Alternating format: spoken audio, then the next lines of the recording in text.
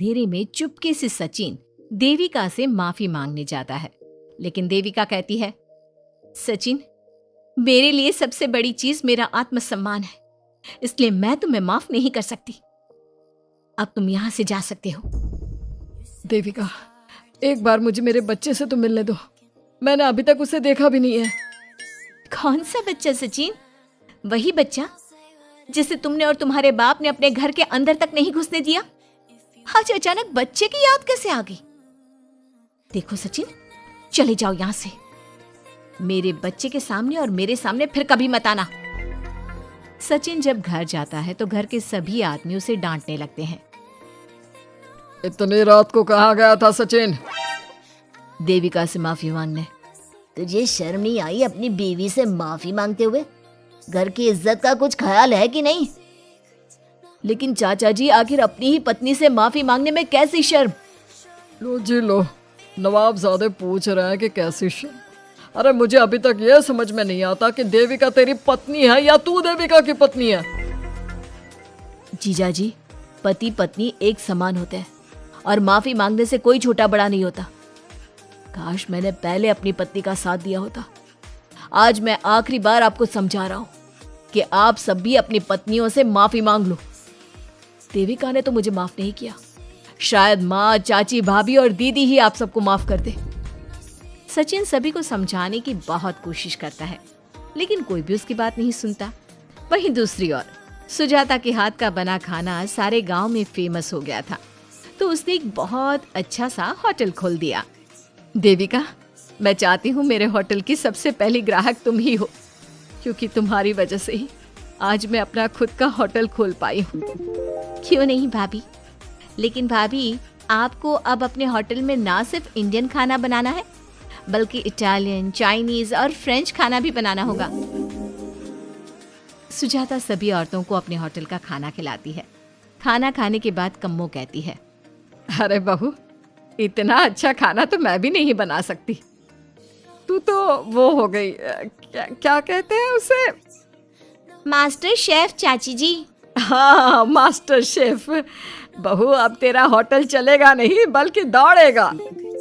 हाँ बहू, तूने सच में खाना बहुत स्वादिष्ट बनाया है। अब वीना बेटी, तुझे क्या करना है? अपना बुटीक कब खोलेगी? माँ, कल ही कर देती हूँ। दुकान और सिलाई मशीनों का सारा काम हो गया है और वर्कर भी आ जाएंगे। तो ठीक है, फिर अच्छे काम के लिए देर नहीं करनी चाहिए। देविका, मैं चाहती हूँ कि मेरी दुकान का इनॉग्रेशन तुम करो। आखिर तुम्हारी वजह से तो मेरा बुटीक खुल रहा है। अगले दिन वीना भी अपना बुटीक खोल लेती है। उसका बुटीक भी चलने लगता है। माँ, आजकल ना कस्टमर ज्यादा हो गए हैं। बुटीक में जो वर्कर है वो वर्कर कम पड़ रहे हैं। मुझे और वर्कर की जरूरत है। बेटी, गांव में तो तुझे कोई मिलने से रहा। अच्छे वर्कर तो शहर से ही मिलेंगे। हमें भी कुछ लोगों की ज़रूरत है जो हमारे बर्तन शहर ले जाकर बेच सके। देविका बहू, अब तू ही कुछ कर। ठीक है माँ जी, मैं अपने पापा से बात करती हूँ। वो अखबार में इश्तेहार दे देंगे तो कई वर्कर आ जाएंगे। कम्मो और विमला के बनाए बर्तन भी दूर दूर तक बिकने लगे। सभी औरतें देखते ही देखते बहुत फेमस हो गई। अब देविका ने गांव में अपना स्कूल भी खोल लिया। सभी गांव की लड़कियां स्कूल जाने लगी। एक दिन देविका ने सभी से कहा, माँ जी, मैंने स्कूल तो खोल लिया है और गांव की लगभग सारी लड़कियां भी आ रही हैं, लेकिन कल से आप सब भी आएंगी, गांव की सभी औरतों के साथ। देविका बहू, कैसी बात कर रही है तू? इस उम्र में हम स्कूल जाते हुए अच्छे लगेंगे क्या? माँ जी, पढ़ने की कोई उम्र नहीं होती और आप सबको मैंने कितना कुछ तो सिखा दिया है। अगर आप सब स्कूल पढ़ने आएंगी तो इससे गांव की सभी औरतों को हिम्मत मिलेगी। लेकिन बहू, अब हमें पढ़ने की क्या जरूरत? अब तो हम बूढ़े हो गए हैं। चाची जी, जरूरत है पढ़ने की, और पढ़ने की कोई उम्र नहीं होती। अब देविका लड़कियों को पढ़ाने के साथ साथ गांव की औरतों की शिक्षा पर भी ध्यान देने लगी। कुछ दिन में घर की सभी औरतों के बारे में राज्य के बड़े बड़े मंत्रियों को पता चला और वो सीधा उनके गांव उनसे मिलने पहुंचे। देविका जी, आपकी वजह से पूरे गांव का नाम रोशन हो गया है। जगह जगह आपके घर की सभी औरतों की तारीफ हो रही है। हाँ देविका जी, आप सभी के बारे में सुनकर हम अपने आप को रोक नहीं पाए और आपसे मिलने आ गए। देविका जी, हम आपको और आपके घर की सभी औरतों को सम्मानित करना चाहते हैं और आपके स्कूल के लिए डोनेशन भी देना चाहते हैं। इस तरह मंत्री और गांव के सभी लोग देविका के साथ साथ उसके घर की सभी औरतों को प्रतीक चिन्ह देकर, फूलों की माला पहनाकर और शॉल देकर सम्मानित करते हैं। इसके अलावा देविका के स्कूल के लिए भी बहुत पैसा देते हैं। जिस पंचायत ने देविका के खिलाफ फैसला सुनाया था, उस पंचायत को अपने फैसले पर आज पछतावा हो रहा था। उधर घर के आदमियों की हालत और भी खराब हो रही है। बापू, चाचा जी, अब सचिन ने आपको समझाया था कि सबसे माफ़ी मांग लेते हैं, तब आपने हमारी बात नहीं सुनी। अब देखिए सभी का राज्य में कितना नाम हो रहा है। खुद मंत्री जी उनको सम्मानित करने आए हैं। बापू, मोहन और सचिन ठीक कह रहे हैं। हमारी हालत तो दिन पे दिन खराब होती जा रही है।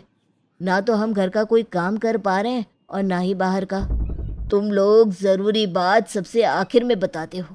ये बात तुम लोग पहले भी तो बता सकते थे। भैया, हमें सबसे माफ़ी मांगनी चाहिए और सबको यहाँ बुला कर लाना चाहिए। ठीक है, तुम सब यही चाहते हो तो चलो, आज ही घर की सभी औरतों को घर ले आते हैं। घर के सभी आदमी चल देते हैं सभी औरतों से माफ़ी मांगने के लिए। जैसे ही वो औरतों के पास पहुंचते हैं, सभी हैरान हो जाती हैं। कम्मो, ये सब यहाँ क्यों आए हैं? पता नहीं, लगता है आज फिर झगड़ा करने आए हैं हमसे।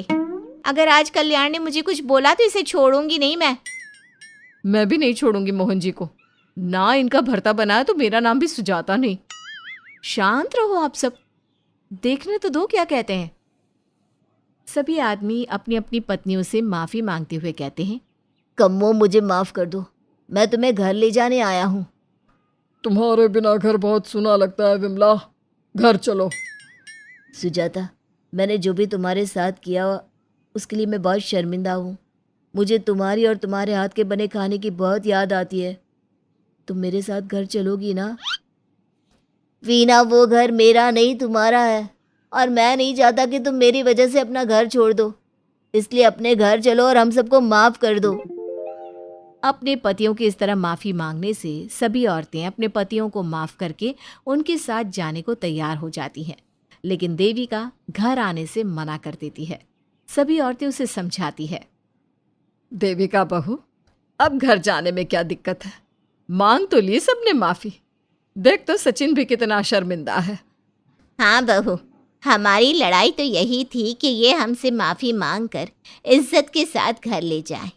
अब घर चलने से तेरी शादी बच सकती है। चाची जी, मैं पहले भी बता चुकी हूँ, अब दोबारा से फिर कह रही हूँ, मेरे लिए शादी से बड़ा है आत्मसम्मान। आप लोगों की शादी आपकी मर्जी से नहीं हुई है, लेकिन मेरी शादी मेरी मर्जी से हुई है। इसलिए शायद आप लोगों को फ़र्क नहीं पड़ता कि आपके पति ने आपके साथ क्या किया, पर मुझे इस बात से बहुत फ़र्क पड़ता है कि मेरे पति ने मुझे अपने बराबर नहीं समझा और इसलिए मैं उसे माफ़ नहीं कर सकती। देविका, मैं अपने बर्ताव के लिए बहुत शर्मिंदा हूँ। तो जिंदगी भर शर्मिंदा रहना। और हाँ, आप सब इनके साथ जाना चाहती हैं तो जाइए, लेकिन मेरी एक बात हमेशा याद रखिएगा, शादी सिर्फ एक रस्म होती है। इस रस्म में पति और पत्नी बराबर के हिस्सेदार होते हैं, ना कोई छोटा होता है और ना कोई बड़ा। इसलिए यदि आपका पति आपको सम्मान दे तो बदले में उसे सम्मान दो, नहीं तो वो जैसा करे आप भी वैसा ही करो। देविका सचिन के साथ नहीं जाती है और अपने बेटे के साथ वहीं रहने का फैसला करती है। अब वो न सिर्फ अपने गांव बल्कि हर जगह जाकर महिला शिक्षा और उनके अधिकारों का प्रचार करती है। हमारे प्यारे दर्शकों, हमें कमेंट करके ज़रूर बताएं कि देविका का ये फैसला आपको कैसा लगा और हमारी कहानी सास का घूंघट आपको कैसी लगी। इसी तरह की मज़ेदार कहानी सुनने के लिए हमारे चैनल को सब्सक्राइब ज़रूर करें।